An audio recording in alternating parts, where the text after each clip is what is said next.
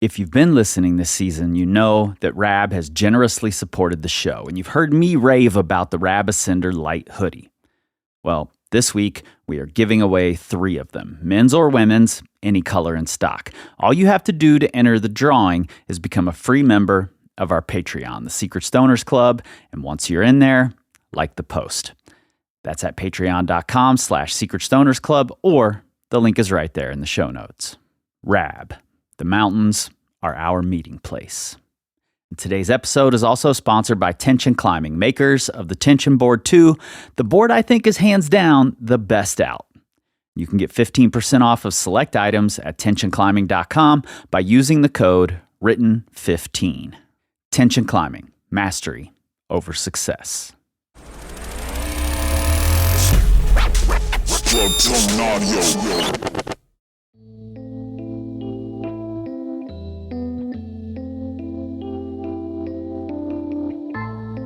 As with nearly any historical beginning, the beginning isn't really the beginning. What I mean is that simply starting the history of the 1980s on January 1st, 1980 is impossible.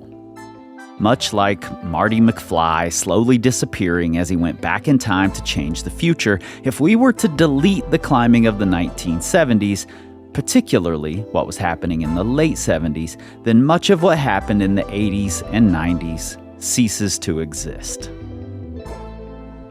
Or does it? This is something I've spent a lot of time tussling with. If Kurt Albert doesn't come up with red pointing, does sport climbing as we know it exist? The answer is, well, yes. We already know that the Belgians were climbing in yellow, a very similar concept. And if Alan Watts doesn't bolt and climb chain reaction, and if Heinz Zach doesn't take that photo, where is sport climbing? Honestly, probably in roughly the same place. It was an obvious arete that someone would eventually bolt, and even if that happened years later, there would have been another poster child, another icon. That doesn't in any way take away from what Kurt or Alan accomplished. Not at all. It's actually a comforting thought that this thing we love doesn't depend on the actions of 1 or 2 people. It's a community movement, a movement that doesn't depend on what one best climber is doing, but more on the direction of the entire movement. And when that community is small like, say, female climbers in the 1980s, this collective movement is even more important. If Lynn Hill doesn't do Vandals in 1984, does another woman climb 513 around the same time? Who? Or does women's climbing just sputter to a stop? No, of course it doesn't. Despite what we hear, there were a lot of other women at the same time climbing as hard as Lynn, sometimes harder. In fact, once we look deeper into what was happening in the 80s with women's climbing, it's not unlike competition climbing of the last decade or so. The women's side of things is quite possibly more compelling than the men's. There were a lot of women shaking up the status quo and doing important things. When the history focuses on the first or the top thing, then it tends to skip over what these women were doing. And look, I'm guilty. The subtitle of this show is Climbing's Most Important Ascents. And just by focusing on most important, we were in danger of skipping over a lot of the really important foundation building history. And back then, frankly, it was just plain more impressive for a woman to be climbing at all. Not because women shouldn't or couldn't, but because it meant crossing some long-held social and societal belief lines. Consider this. In the United States, in 1971, the relatively newly formed Association for Intercollegiate Athletics for Women had 278 charter higher education institutions where women were allowed to participate in sports. Allowed to participate. Out of over 2,800 total colleges and universities, they had 278. By 1981, that number was up to 800 out of over 3,200 universities. So women in sports wasn't exactly heavily encouraged. And despite the passing in 1972 of Title IX, which theoretically banned gender-based discrimination in educational programs, including sports, women were not allowed to run in the Olympic marathon until 1984. And they weren't allowed to compete in all Olympic events until 2012. So young women finding rock climbing in the 1970s and 1980s was nothing short of a miracle. And the vast majority of recorded history ignores the contributions of women in those early years, precisely when those women were fighting to establish themselves as athletes as much or more than they were fighting for the send of some specific climb. And since I know some of the people listening are sensitive because I see the social media comment sections, I'm not saying all men were bad and all women were positioning themselves as feminists. This podcast is about nuance, so keep your polarized thinking out of it. But what was absolutely happening is that just by being a woman in a game that was so directly linked to masculinity in a world that was systemically sexist, they were all pushing boundaries, intended or not. And believe me, I recognize the irony of me, a man, telling these stories, and I recognize that I'm going to miss a lot of it. I'll do the best I can. But like I said, the history of women climbing in the 80s doesn't begin on the first day of the 1980s. For that, we have to connect some dots in reverse, back into the 70s. In particular, we need to do that in the powerhouse areas around the world where climbing in the 1980s would really flourish. Over this next month, we're going to do things a little differently. Because for some of these important women, the research has been tough. There just isn't enough readily available to make a whole episode. And I think the fact that they were all so active around the same time is an important piece of the story that we have to highlight. So instead of our normal vignetted stories about one person with a few other bit players, we're going to jump around the world chronologically, starting in the mid to late 70s. And we're going to look at what a bunch of women were all doing simultaneously to move this sport forward. And it's going to take us several episodes to span the decade.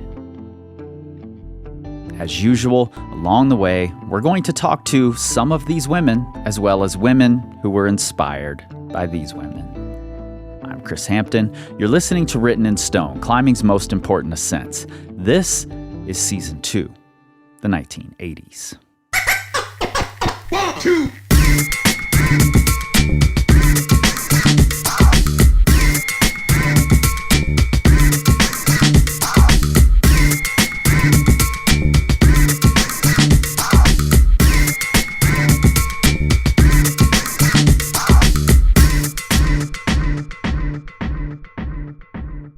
In legendary photographer Galen Rowell's 1974 book, The Vertical World of Yosemite, he wrote, "Women are conspicuously absent from the climbs in this book.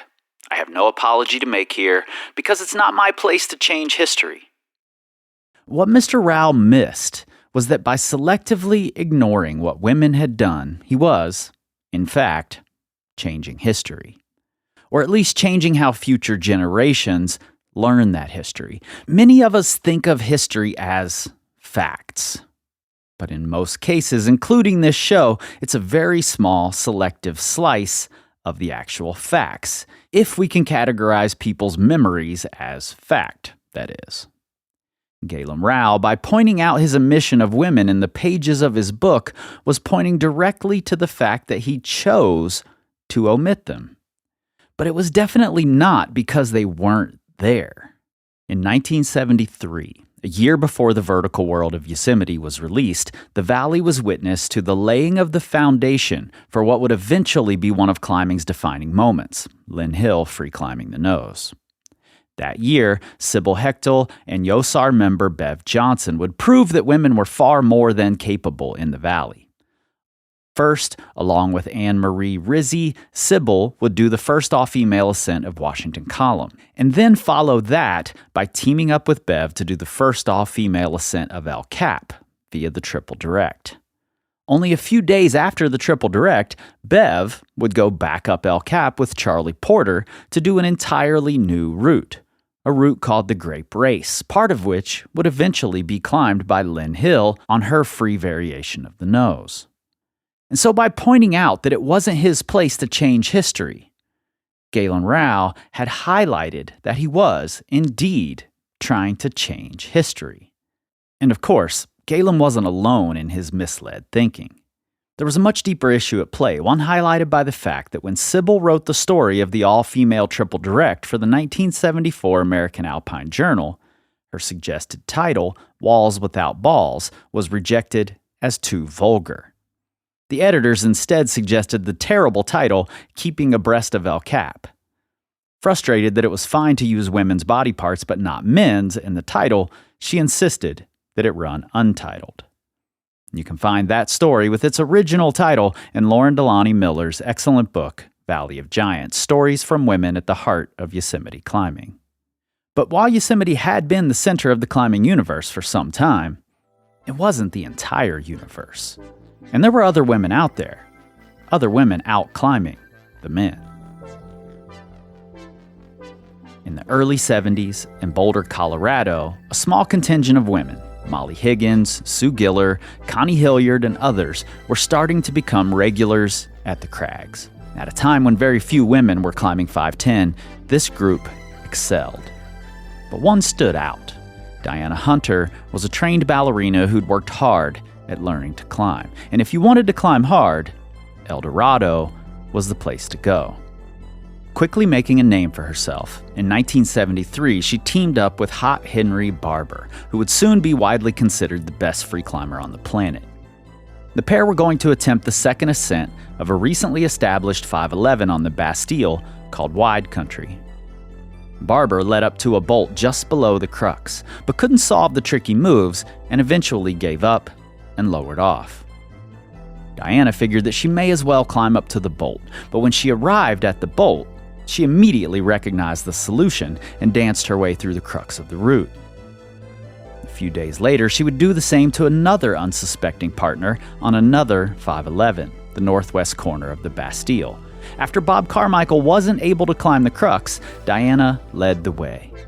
This must have left an impression on Bob, because in 1980, he would release the first American climbing film that featured only women. Two legends. But we'll get there. Early in 1975, the Diamond in Rocky Mountain National Park saw its first all-woman ascent by Stephanie Allwood, Lori Manson, and Molly Higgins, who, a couple of years later, along with Barb Eastman, would make the first all-female ascent of the nose of El Cap. Sadly, though, that summer of 1975 in Colorado would be marred by tragedy. Diana Hunter, after completing a route on Cathedral Wall, was free soloing on the easy terrain at the top of the wall when she fell, leaving a devastating void in women's climbing, particularly in Colorado. But around this same time, new legends were being birthed on a 511 out at Suicide Rock in Southern California. You've heard of the Stone Masters. They're maybe the most written about group and era in climbing history. When in the early 70s, to become a Stone Master, you had to pass an entrance exam. A 3-pitch, sometimes seemingly holdless face climb at Suicide Rock called Valhalla. By 1975, about 10 men had done it and had become Stone Masters, the best of the best. And then, Mariah Craner did it. She didn't just do it, she on-sited it. The first woman accepted into the Stone Masters. It didn't take long for Mariah to become a big sister figure to many of the group, helping them discover their own power the way she had found hers. But her biggest influence didn't come from directly big sistering the young male Stone Masters. That day, while she climbed Valhalla, a teenager named Mari Gingery was sitting on a nearby pinnacle watching it all go down. Mari could hardly believe that this elegant woman was climbing the fabled Valhalla. That same year, another young woman in California, a transplant from Michigan, went climbing with her older sister and her sister's fiancé. On that day, her first day climbing and her first day leading, Mariah Craner was the one watching. Impressed with what she'd seen, Mariah introduced herself to a 14-year-old Lynn Hill, offering words of encouragement, but more important, representing the reality that women really did this. A few years later, Lynn and Mari Gingery would become best friends and each other's main partner, climbing together nearly every weekend for 4 years. By this time, both were stone masters, and together, they would tackle groundbreaking routes for women, including, near the beginning of their partnership, an ascent of the Nose, followed by the first all-female ascent of the Shield, also on El Cap. In 1976, on the opposite side of the country, a woman in New York was also making waves. Barbara Devine led out the splitter roof of Fuchs in the Gunks, becoming one of the first women to climb 11D, harder than the vast majority of men at the time. Much shorter than the men who'd done the route before her, she couldn't just span the roof, keeping her feet on the vertical wall below, but actually had to climb across it. She wasn't new to climbing, but she was just getting started. That fall, back in El Dorado, a young woman named Beth Bennett had started to feel what she called the siren-like allure of the first pitch, splitter finger crack of the Naked Edge. Beth was born in Wisconsin, learned to climb in North Carolina, and had moved to Colorado just a couple of years earlier. When she mentioned that she wanted to try the finger crack to her male friends, one of them said what many were thinking. "No woman will ever climb the edge." She writes, "Needless to say, this not-so-gentle rebuke spurred my determination. I'd moved to Colorado shortly after finishing college. Like most girls growing up in the pre-Title IX era of the 60s, I had no upper body strength. But El Dorado is the perfect place to develop and utilize good footwork, which I did." To the surprise of her male partners, who expected a siege so long it might take the entire day, she onsighted the pitch. Later, she would become the first woman to do the entire route. A couple of years later, along with Australian superstar Louise Shepherd and fellow Colorado climber Jean Ruwich, Beth would climb the Naked Edge as part of its first all-woman ascent. Eventually, in 1980, Bob Carmichael, having recognized the power of women climbing when Diana Hunter had burned him off on the Bastille, made a film about the Naked Edge. In it, Beth and Lynn Hill do the route together for the first time that an American climbing film features only women. In the summer of 1977, Beth teamed up with Pat Ament to try to free climb Leighton Core's Yellow Wall on the Diamond. No woman had freed the wall. Racing an incoming storm, the pair traded leads and eventually found themselves on Table Ledge, having freed the route, with Beth leading terrain that she was the first to free climb. Now, summer gave way to fall and conditions got better in the east. Barb Devine was gearing up for another groundbreaking ascent in the Gunks. With over 20 feet of horizontal climbing, the big roof of Kansas City seemed like a quantum leap for most of the men who had climbed Fuchs. Remember, those men could keep their feet on the vertical wall until their hands were at the lip, so didn't actually do much roof climbing. But Barb had climbed that roof, so she was well prepared for Kansas City. Likely the first 12B done by a woman, and the route now gets 12C in many places. This is still 6 years before 513 would show up in the area. The following spring out in Colorado would see the return of one of the best climbers of the entire era, Coral Bowman. She had graduated from CU Boulder in 1975 with a degree in elementary education, and had taken that degree to Australia to teach in Melbourne for a couple of years. While she had done some climbing in Colorado prior to leaving, it was in Australia that she really improved. By 1978, when she was returning to the States, she had climbed up to 23 or 24, 11D or 12A, at various areas around Queensland and Victoria, namely Frog Buttress and Arapiles, the first woman to do so in Australia. And she'd left behind test piece boulder problems as well. She was certainly among the top few female climbers on the planet at the time. And Coral Bowman didn't waste time when she landed in Colorado. That first summer, she onsighted several 511 test pieces and then set her sights on attempting the first all-female ascent of the Naked Edge. At this time, Beth Bennett had done the route, but with male partners, and Coral would team up with Sue Giller. Both were highly capable, and success was nearly guaranteed. The first few pitches went by as expected. Coral and Sue were moving fast, enjoying the thoughtful climbing on the Bonafide Classic. A little over halfway up the 450-foot route, they paused at a crowded alcove to haul up the small pack they were carrying. The haul line jammed, and Coral, blaming it on herself, anchored the rope in a jumble of in situ gear at the back of the alcove and prepared to wrap down to free the stuck pack. She leaned back off the ledge, lowered a bit, and jumped out to clear a small roof. At that moment, something in the anchor shifted, and she was falling. "I had time," Bowman says. "There was looking at Sue, then turning and looking at the ground and thinking, I'm gonna die." But as she fell, 10 feet, then 20, she instinctively reached out to the stuck 9mm haul line. She grabbed tight and held on, sliding 20 feet down the rope, badly burning both hands. When she miraculously came to a stop, she wrapped the rope around her thigh, swung into a ledge, and waited for Sue to help her get down to a hospital. The accident caused Coral to rethink her focus on becoming the best climber. While she still bouldered and taught climbing, opening the first climbing school specifically for women, Great Horizons, in 1980, her days at the cutting edge of lead climbing were over. Her influence, however, was far from finished. In 1978, the year Coral returned to the U.S., a young woman in Adelaide, Australia, had just tried rock climbing for the first time after realizing hang gliding wasn't for her. After a few months of top roping on Chaussee Cliffs with her boyfriend, Louise Shepherd made her first trip to the incredible quartzite of Arapiles, where three important things happened. First, she learned to lead. Then she led her first grade 20, mid-510, and finally, she realized she was more in love with climbing than she was with her boyfriend. We'll be right back.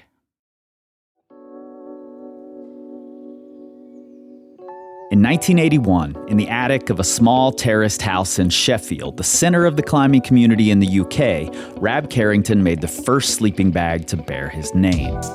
More than 40 years later, the people at Rab are still crafting rugged, high-performance clothing and equipment for the mountains, the kind of gear that becomes a staple in your kit that you'd rather repair than replace. Rab are on a journey to reduce the impact of their business and expand access to the outdoors. They're committed to preserving our mountain playgrounds for future generations because they know that the mountains are our meeting place. You care about your climbing, right? Of course you do. Then you owe it to yourself to provide the best options for improving. And when it comes to training equipment and boards, that means tension climbing. The Tension Board 2 isn't just a bunch of holds scattered randomly on a board. Those days are history. This board is intentionally designed to help you become a better climber faster by people who actually use the board every day. You owe it to yourself. There's just no substitute. Use the code WRITTEN15 at checkout for 15% off of select goods. TensionClimbing.com. Mastery over success.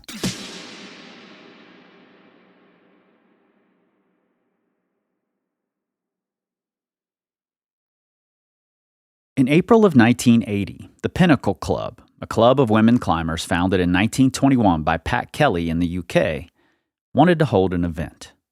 They invited 6 of France's top female climbers, including Catherine Destivelle, to North Wales to climb with the British women, including rising stars Jill Lawrence and Gil Price.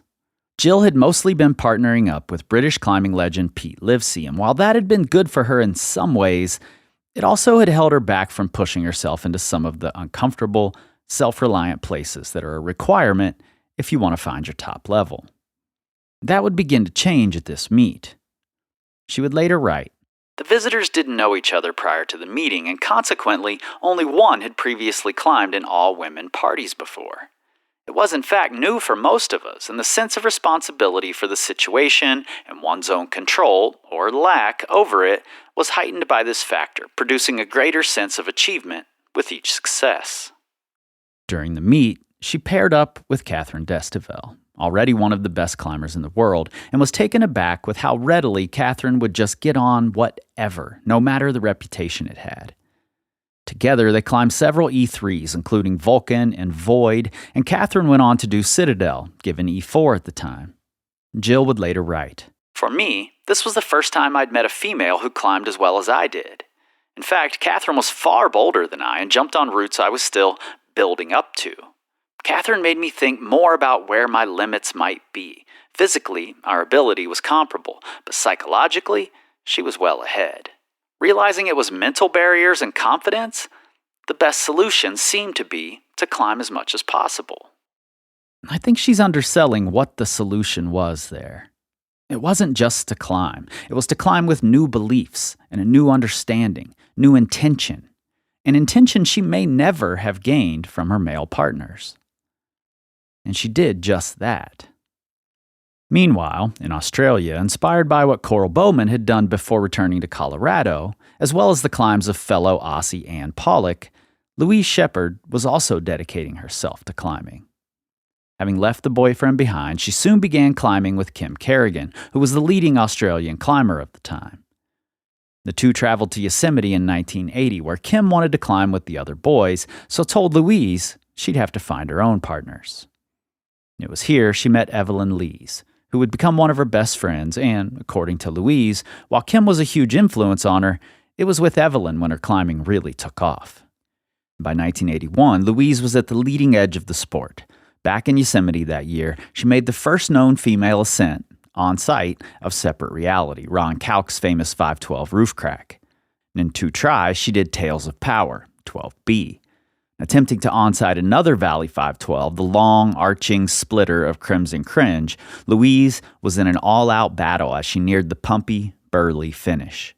Her partner yelled up that there was a cut in the rope, but Louise, not about to give up, yelled down for him to tie in above the cut and start climbing up the knobby slab. He complied as quickly as he could, and Louise patiently finished her onsite. When her 18-month U.S. road trip was finally coming to an end, she carried her momentum back across the Pacific to Arapiles and shook up the Aussie climbing scene with onsites of both Warmonger and Trojan. At 24 and 25, these were grades that no Australian woman had climbed in Australia, and she'd done them first try. The following year, 1982, at the next ladies' meet in the UK, sponsored by the Pinnacle Club, Jill Lawrence was 33 and wondering if her time climbing hard things was nearing an end. But 2 women showed up from the US who would change her mind and her life. Rosie Andrews was a brilliant face climber from the Gunks who could puzzle her way through just about anything and had recently climbed 511, coincidentally with Louise Shepherd, who was visiting New York on belay. And Rosie had stunned the Gunks community by figuring out the moves on a 512R project, becoming the first to lead through the difficulties. In North Wales, Rosie was accompanied by Catherine Freer, a powerful crack climbing specialist from the Pacific Northwest, who would go on to become one of the best American alpinists of the decade. Watching these 2 women inspired Jill the way that climbing with Catherine Destivelle had a couple of years earlier. She quit her job, sold her car, and flew to the U.S. for a year-long road trip across the country. Yosemite, Joshua Tree, Boulder, New Hampshire, and the Gunks. While traveling from area to area, she met up with both of those women who had inspired her to take the trip in the first place, Catherine Freer and Rosie Andrews. And she would soon take her newfound freedom and skills back to the UK to change the perception of women across the country. But while Jill Lawrence was touring the States, Barb Devine was in the Gunks making her own big statement, perhaps the loudest statement of the first few years of the 1980s. She'd been working on the famed Supercrack, which at 12C or 7B+, was still a highly sought-after prize and at the limit of what women were currently climbing. In July of 1983, she succeeded, firmly establishing women at a level of difficulty not yet reached by the vast majority of male climbers. And this is just the beginning. If you've been following along, you know that 1983 is the year that sport climbing really begins to take off around the world. Not just for the men establishing the majority of the routes, but women who were also beginning to clip bolts and question the ethics. Women whose abilities as a collective group would surge forward in a quantum leap between 1984 and 1986. But that is next time. 1, 2. Written and Stone is produced by me, Chris Hampton, with help from Riley Rush for Plugtone Audio, a group of the best, most impactful podcasts in the outdoor industry. Over the next few weeks, our patrons will be getting an exploration of essays written by some of these women. You can join and hear those for free at the link in your show notes. And remember, this show is 100% rooted in the facts, but like Todd Skinner always said, never let the truth get in the way of a good story. If you love what you're hearing, give us those 5 stars and a glowing review, join our Patreon, the Secret Stoners Club, and tell everyone you know, at the Crag, at the gym, and that guy who thinks every woman at the Crag must want his beta, point him directly to this episode. And together, we can tell the stories of climbing's most important ascents, one decade at a time.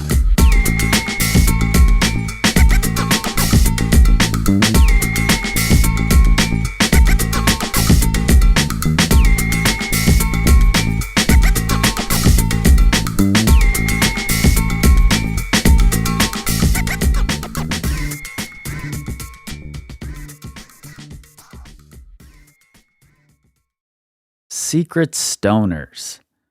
We did it. This thing actually got out. And it's been a much bigger process than I ever imagined it would be. But we'll get there. First thing I want to do is give a shout out to Michael Vale. If I have not already, I can't remember if you were in the last episode. But thank you, newest rock star, along with Matthew Rispoli and Con Willie. I appreciate all of you for the support. It means a ton, especially when there are days like I had all last week. And a huge shout out to Douglas Zaleski, our newest legend member. All of this support, honestly, is what gets me through the ordeals like I just had. This is why this episode was so much harder than it should have been, because I've already told you about the Knowles magazine ordeal. They, for some reason, pitched all of the climbing magazines. My guy that I was working with there saved a bunch of them for me. I thought he had saved more. I thought he got pretty much all of them. Turns out not even close. I went and picked them up early this past week, and maybe a 5th or a 6th of what there used to be. No climbing magazines, no mountain, like 3 mountain magazines. So not very many. And I was like, oh no, how am I going to get through the rest of this season? Because the 80s just aren't that well represented on the internet.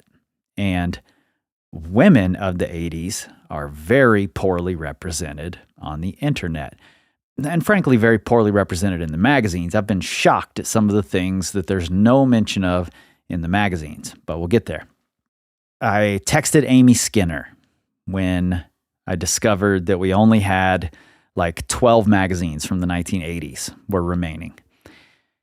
And she was like, do you mind if I poke around a bit? And did her thing. And now I think, due to Amy's sleuthing work, we may have figured out who got the climbing magazines. We know they got a bunch of them, and they are willing to hand them over, which will be amazing.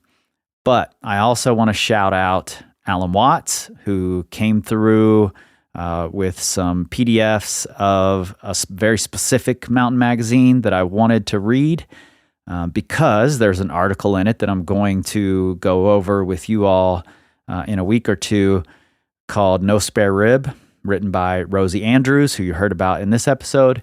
And I heard lots of women saw or heard them reference this article as a turning point for them. So I needed to get my hands on that article. And now I have it, thanks to Alan. And also shout out to Nate Lyles, a local photographer here, orographic inlander, came through with a collection of mountain magazines that span most of the 80s. So that was really helpful in putting this episode together. Now, it's not just the fact that I couldn't get a hold of the magazines. Like I already said, I am a little appalled at the lack of representation of women in the 80s, to the point of getting frustrated many times reading what there is out there because of the way women were portrayed. For instance, Barb Devine, who plays a big role in this story, one of the books I have, every single time she's mentioned, literally every single time, after I saw the first one, and the first couple, I got curious and I went and looked at every mention of her in the book. Every single time, the author finds a new way to say that she's really lightweight. The first time he mentions it, he says that's why she was able to do the route. And of course, there are, all the mentions, the same author, all the mentions of how small Lynn Hill's hands are, and that's why she could do these things. And I decided I'm going to go through and see what he says about male climbers that I know are light. There's Hidetaka Suzuki. He could not have weighed 100 pounds. No chance. Not one mention of how light Hidetaka Suzuki was or how small his hands are. Not a single one. Just about his prowess as a crack climber, the impeccable style with which he did things. I also could find no mention of the really tall climbers having an advantage because they were tall. And I guess this isn't new, especially to you women who are listening. This is not a new thing. So my surprise and me being appalled, you're probably just sitting there like, well, yeah. And I knew it, but I didn't know the degree of it.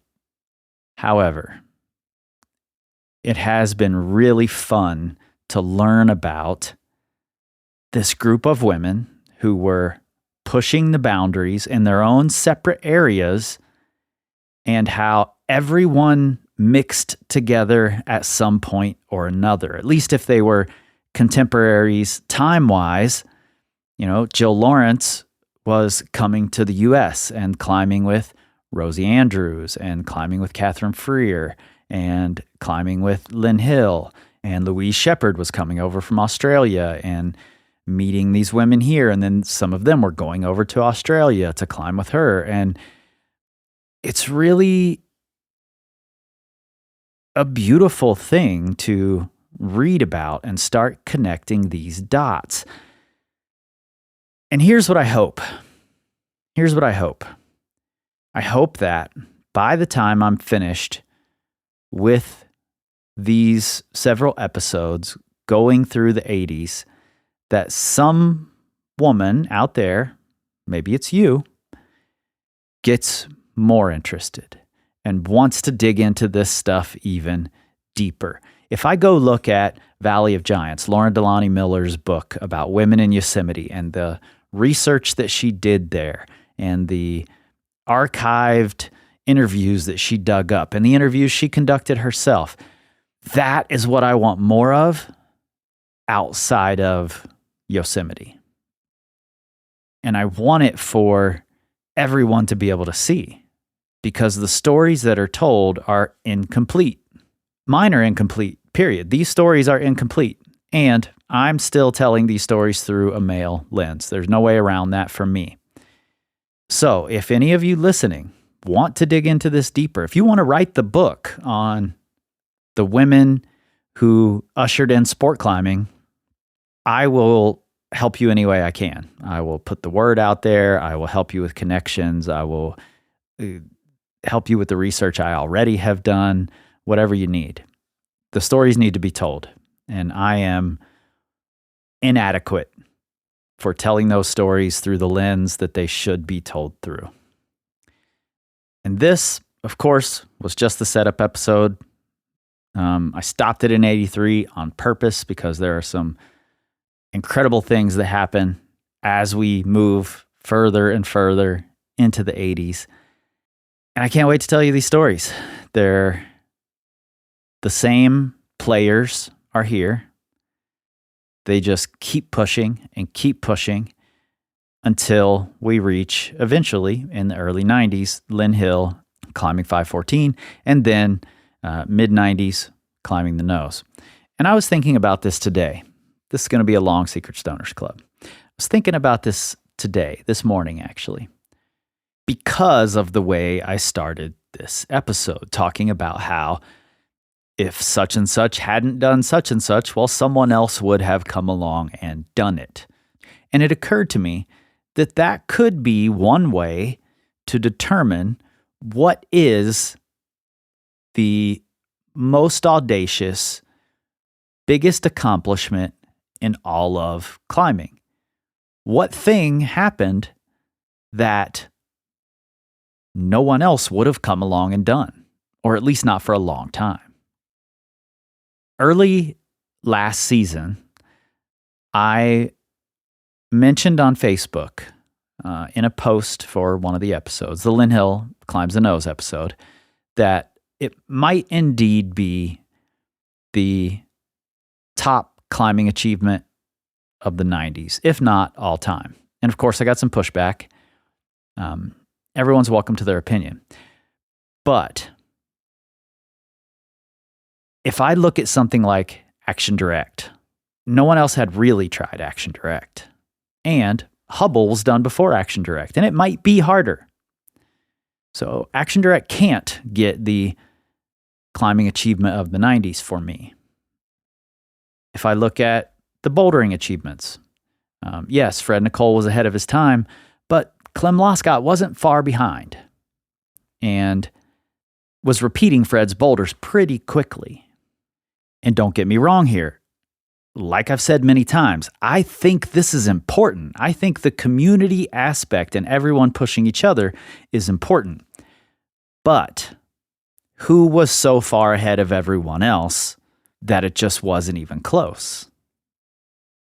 With Lynn Hill climbing the nose, that was on the most famous rock on the planet, maybe the most famous route on the planet. It had been tried since the 70s. Lynn was the first to do it, came back, did it in a day, and it didn't get repeated for 10 years plus. And when it finally did, it was, who's who of the best climbers in the world.